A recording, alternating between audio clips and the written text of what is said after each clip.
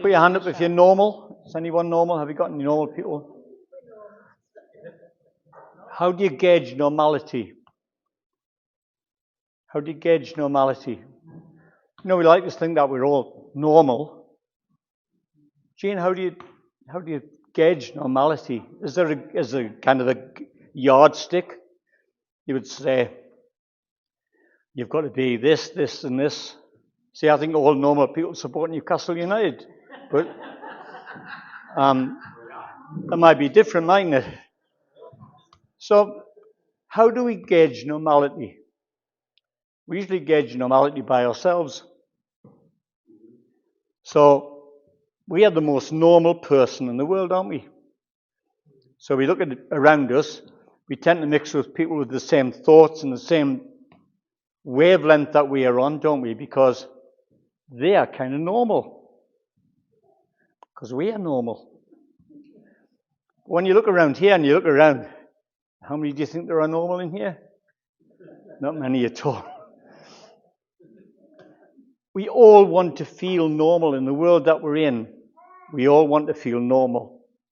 And I think sometimes it's to our own detriment.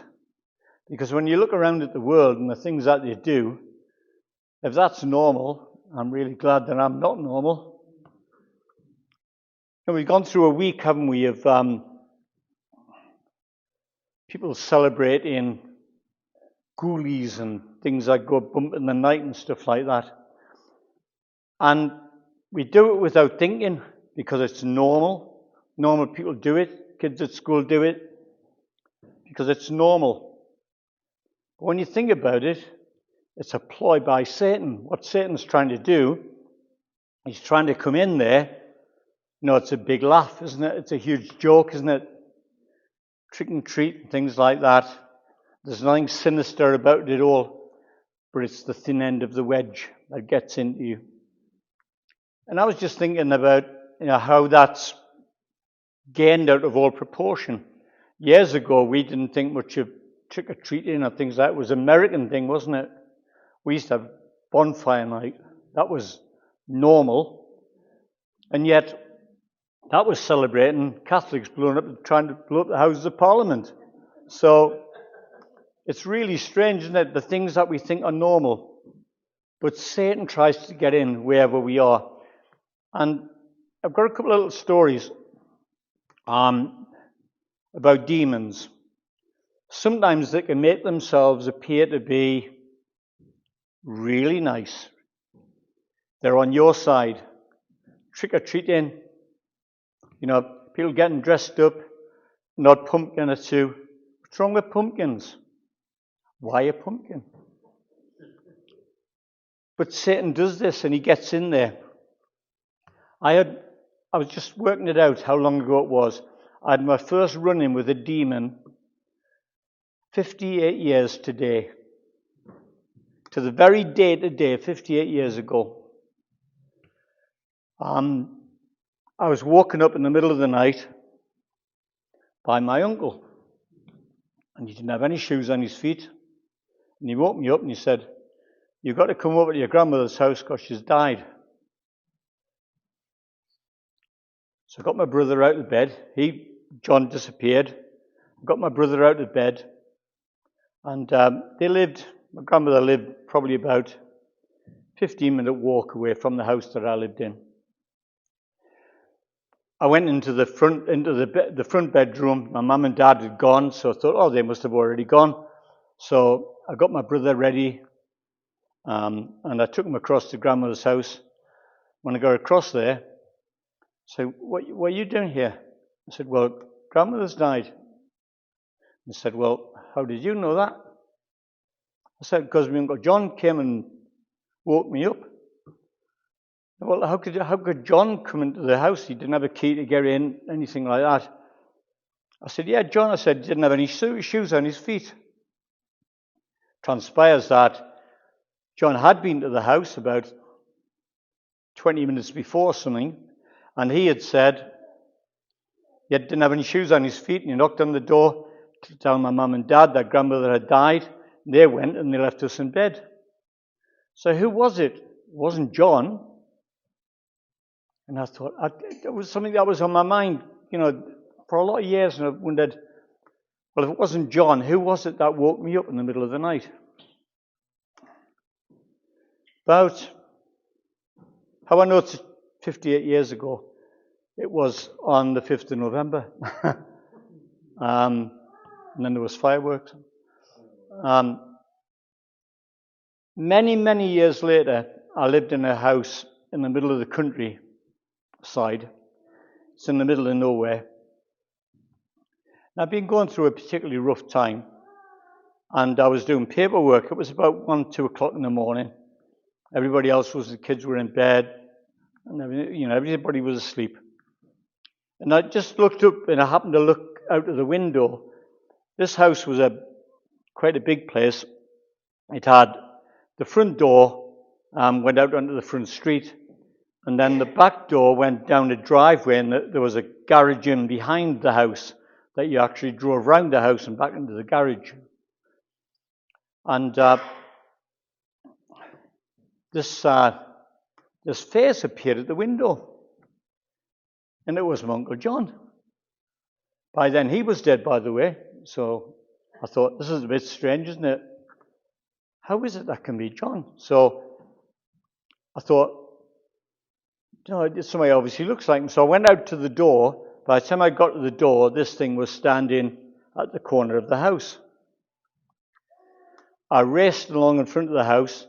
By the time I got to the edge of the house, it was down the bottom of the drive. So I raced down the bottom of the drive. I thought, I'm going to confront whoever it is. And then it was in the middle of the field. And then there was a bad accident in the farm opposite.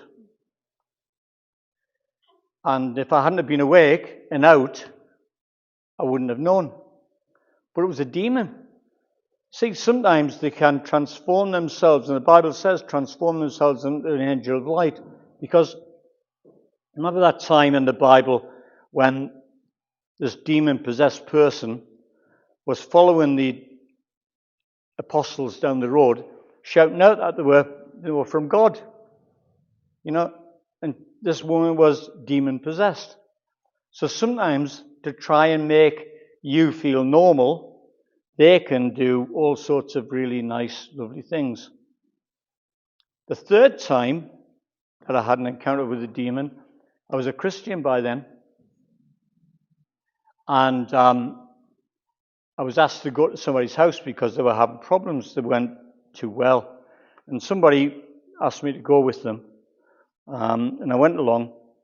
This person was possessed by evil spirits. There were a number of them inside her. And they kept on talking. You could tell it wasn't her. It was men's voices, different men's voices that were talking. And we prayed all night long, and it was the most horrible night ever. And at the end of it, everything seemed to be fine. And myself and the other person that was with me, we were absolutely shattered because we'd been up all night, we'd been praying at this thing. And we were getting things like, we're helping her to do good, and things like that.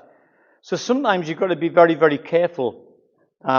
We aren't dragged along by something that appears to be quite normal, like Halloween.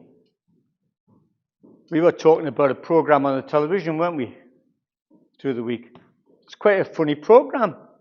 You wouldn't think that there was any. Does anyone watch this program, Ghosts? It's hilarious. It's funny. But it's Satan's way of getting in, isn't it? Into where you are. To make him believe that you are normal. So, put your hand up if you're normal. So how do we gauge normality? How do you gauge normality, Erwin? Do you think you're normal? I'm sometimes normal, I'm sometimes not. Okay. Yeah. Yeah. I enjoy what you say, man. Yeah. So something to be careful of. That it's easy to be taken in. The apostles can be taken in by them.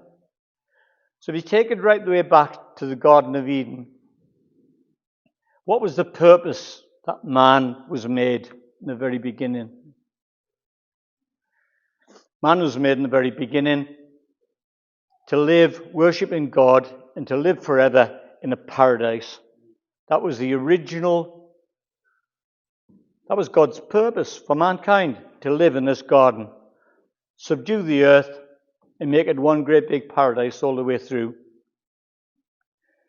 But then you had this demon, the leader of all the demons, that he thought, well, I could get them to worship me. And I'll do something nice for them. Because God had said that there was a certain fruit in the garden that they couldn't eat. I don't know what sort of fruit it was, but he said he can't eat that one. So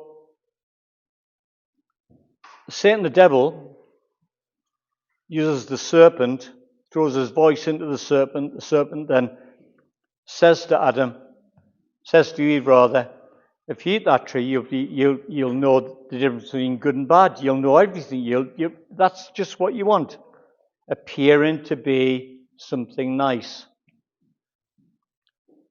Adam was taken along with it because he thought, oh, the woman, poor thing, I might as well go along with that. So we had God blamed the man blamed woman, the woman blamed the snake, and the snake didn't have a leg to stand on.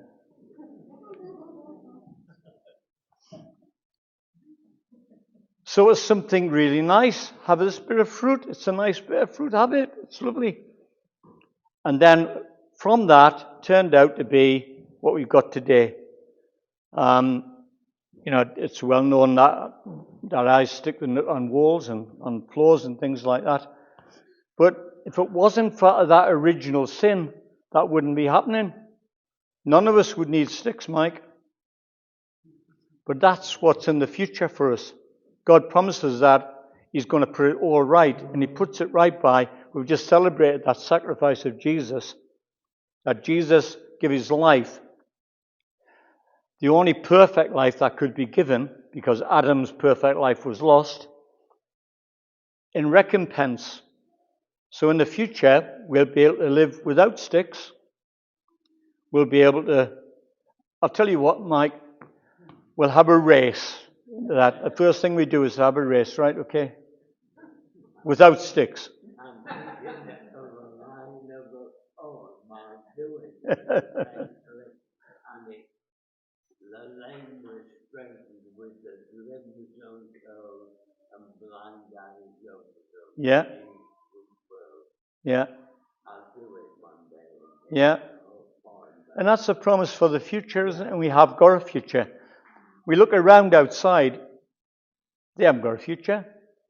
So that's our job. We've got to tell them that they've got a future. Because without us telling them, they've got no chance.